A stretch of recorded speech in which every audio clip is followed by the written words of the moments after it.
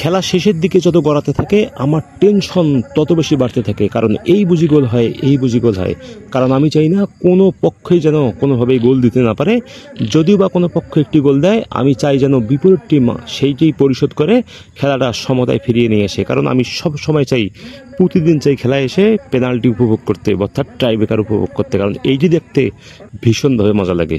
শুধু আমি না, প্রায় এখানে আসা শত শত মানুষ, প্রত্যেকেই, বেশিরভাগ মানুষের সঙ্গেই মোটামুটি সবাই দেখি একই রকম, যে পেনাল্টি হোক। কারণ পেনাল্টি হলে শেষের দিকে এসে খেলাটা আসলেই দারুণ মজা লাগে। কথায় আছে না, যে গ্রাম্য ভাষায় একটি কথা আছে, কারো যায় ঘর পোড়া, কেউ খায় সেখানে গিয়ে আলু পোড়া। ঠিক ব্যাপারটা হয়েছে ঠিক সেই রকম।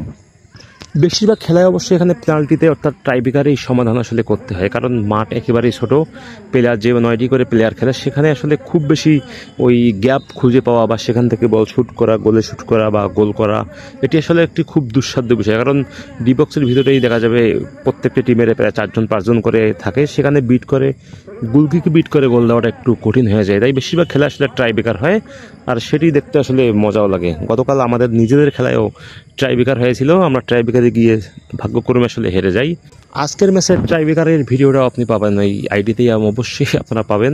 যারা ভিডিওটি দেখছেন তারা অবশ্যই আইডিটি বা পেজটি ফলো দিবেন এবং লাইক কমেন্ট একটু শেয়ার করে জানাবেন কেমন হয়েছে বা কেমন লাগলো আপনাদের খেলাগুলো। প্রতিদিনই আসলে খেলায় যাই, গিয়ে টুকটাক একটু ভিডিও করি, গিয়ে আপনাদের সঙ্গে আসলে শেয়ার করি।